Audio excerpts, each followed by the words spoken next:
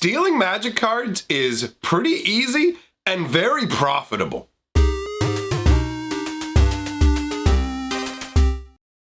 Greetings, owners of fine luxury pilfered cardboard rectangles. We are here today to talk specifically about magic theft, its ease, and its profitability. Now, a disclaimer for the foolish. This is not a video where I intend to instruct people how to steal magic cards or advise that they do it. Do not commit criminal acts. But I do want to discuss this subject because we had a video a couple days ago where I talked about me losing cards to some of my friends and things like that. But I didn't really get into the dangers or talk about why you should be more, like why you need to be vigilant about this sort of thing.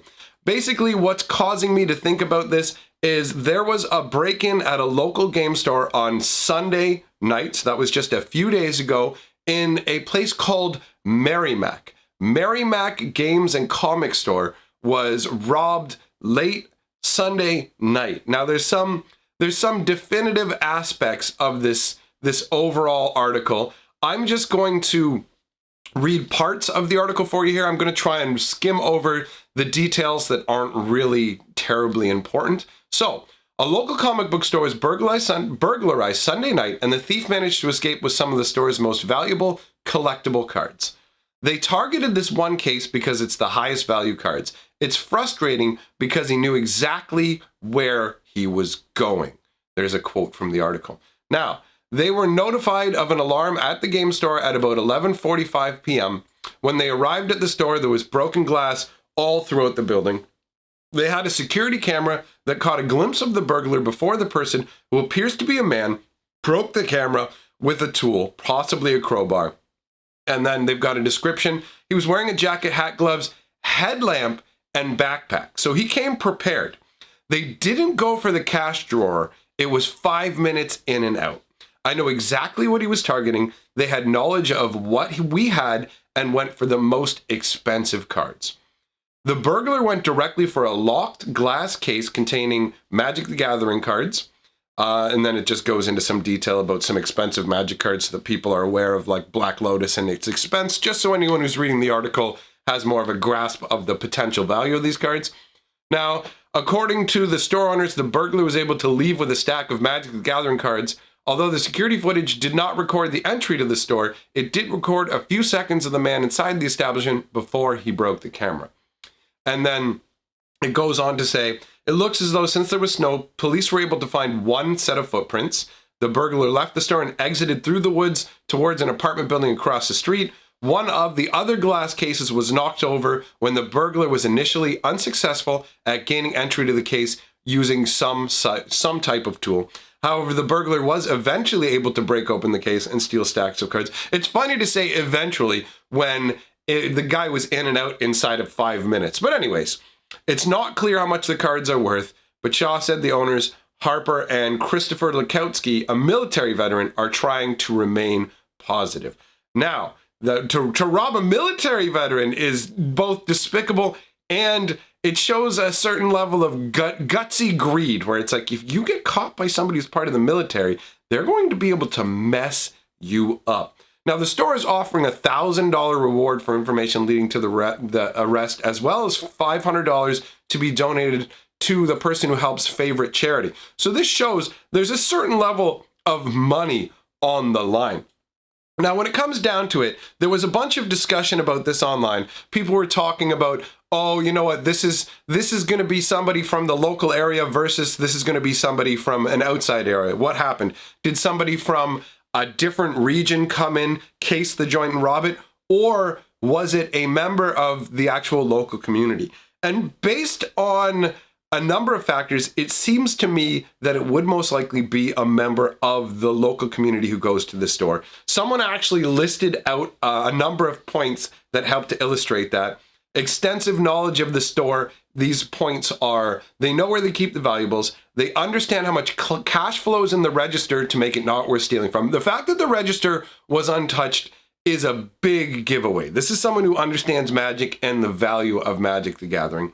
They know where the camera in the store is and that there's only one camera. That's another thing that you pick up from the article. There's only one camera because they only had a few seconds of footage of the guy, and the guy knew where to go to smash the camera. He also came prepared with particular tools. The headlamp, a tool to crack open the display case, a backpack to store the cards in quickly. They know when the store personnel leave the store. They know when the area around the store becomes unpopulated enough to break in even with an alarm going off, because an alarm going off is going to draw a lot of attention. So obviously they know when to go. Okay, we're going to go like almost at midnight on Sunday when there will be nobody really in the area to give the best chance of not getting caught. And they knew that they didn't have a long time. 5 minutes in and out, as the alarm would notify the owners, who would take a certain amount of time to arrive on the scene, either that or the police. So they knew that they only had a limited amount of time to get in there and get these cards. Now, Magic the Gathering cards are an extremely profitable target for thieves. And one of the reasons is, like, let's take a look at what I have right here. I have a Noble Hierarch right here. Now, if you have a Noble Hierarch and I have a Noble Hierarch and we put them down on a table and say, okay, you tell me whose is whose, basically, as long as there's no, like, I mean, if it's a scuffed up card, when it comes to older cards, like, let's say we're talking about something on the level of a Lotus or a Mox, something that is that old, will probably have some play wear or whatever, and it might be identifiable based on the amount of damage done to the card. It actually reminds me of a story about 401 games in Toronto where somebody came in, asked to see a Black Lotus, and he just ran out the door with it. He ran out the door with the Lotus, which at the time was priced at $4,000. Later that day, somebody else came back into the store and tried to sell them that Lotus back. Now, they knew that it was their Lotus right away, so they were like, come on now, buddy. We know this is our card. The identifying marks on it, this is the exact same card that was just stolen from us. Also, the fact that the guy was only asking for $30 for it. He had misread the price tag on the card. Instead of thinking it was $4,000, he thought it was $400. So he could get a quick $30 for drug money or whatever it was in particular that he wanted. But that in that kind of a situation, yes, the cards are more identifiable, something that rare. Your store only has one of these. You know, look at the back. You can see the scuffs are exactly the same. It all adds together. Yeah, we can figure out who stole this. But when it comes to pack fresh cards, like this Noble Hierarch right here is $65 Canadian right now. That's the value of just one cardboard rectangle. Then I got a foil RAL right behind it. That's another $50 right there. Now those cards are indistinguishable from each other. On top of that, you don't have a limited window within which you have to sell these. And if it's someone who already owns Magic cards, it's very easy to insert them into their collection. This isn't like stealing a bunch of gold bars or something unique that is going to be very obvious. And also, when it comes to selling stolen goods, it can be difficult to sell a lot of things. When it comes to selling Magic cards, it's incredibly easy. First of all, there's LGSs that you can go to. But even further than that, and easier in terms of just not wanting to do something in your local areas, you could go to a big event like a Grand Prix Magic Fest. And we all know there are tons of vendors at those events, and they buy, like, if you go, like, I saw somebody that I knew when I was at the GP, and he had a huge stack of cards that he was trading in. Now, this is somebody who owns some really high level Magic cards. And if you're watching, hello, Andy, he has a Summer Blue Hurricane. That card by itself is worth $10,000. So this guy was at the GP with all these stacks of cards, and he's doing a deal with them.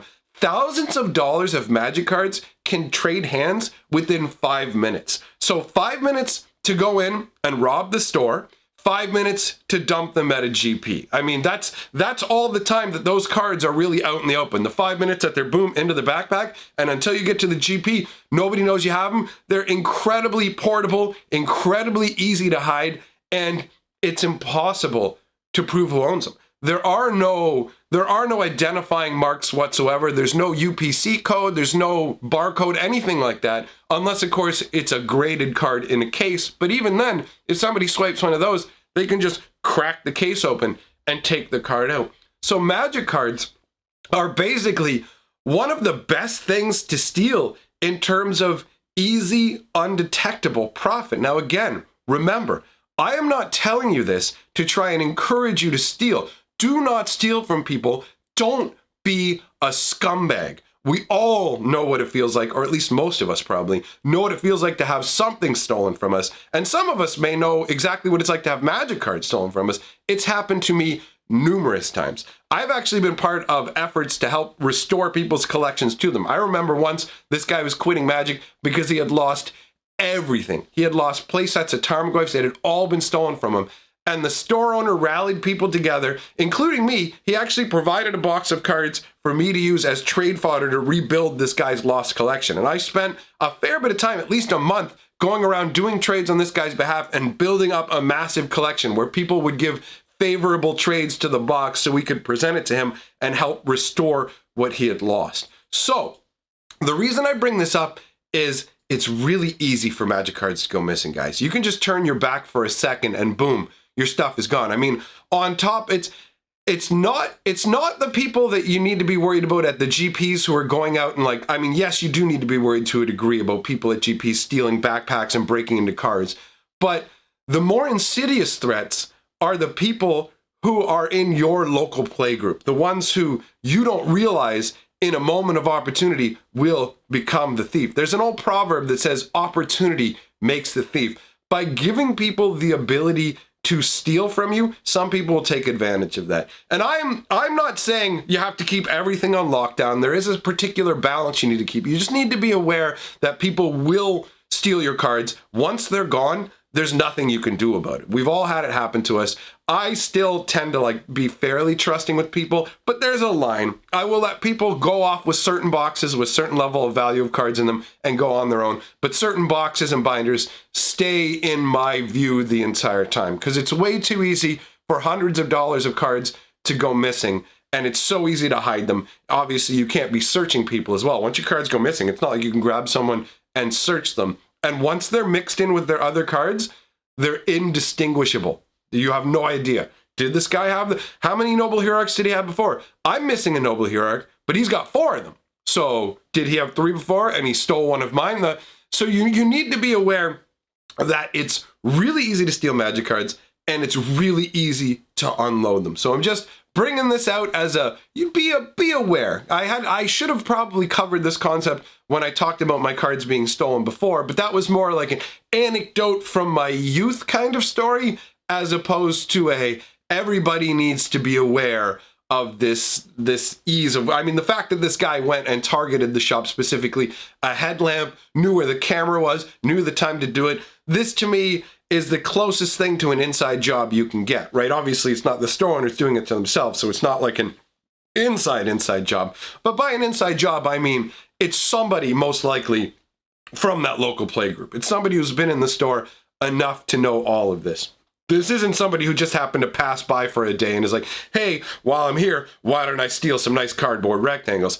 This is someone who basically planned it out, looked at all the stuff they had, knew where to go, went and snagged it specifically, and was out. And at this point, depending on how they've mixed the cards into their collection, I mean, if you find a box and the cards all have price tags on them and they're all in the sleeves or whatever, sure. But if these cards are de-sleeved and spread out amongst binders, or just tucked away in a box somewhere in their house where no one will be able to go and check, then the cards are effectively gone. There's very little that can be done at this point. Truthfully, it's only the dumbest thieves that get caught, like the Black Lotus guy at 401, or somebody who will steal someone's binders and then come in with the cards still in the binders and try and sell them that way, right?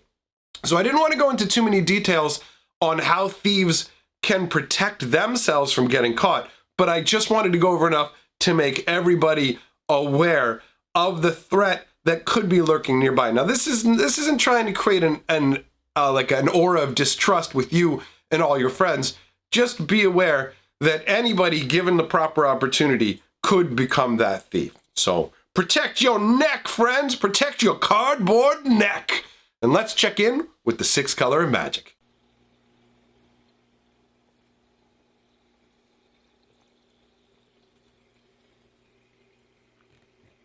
And together, we are the 6 turtles of magic. All that remains to do is to roll the golden scroll. The people who have my back on Patreon or through channel memberships, thanks very much for supporting my channel. It means a lot to me, and to all of you, I shall see you tomorrow.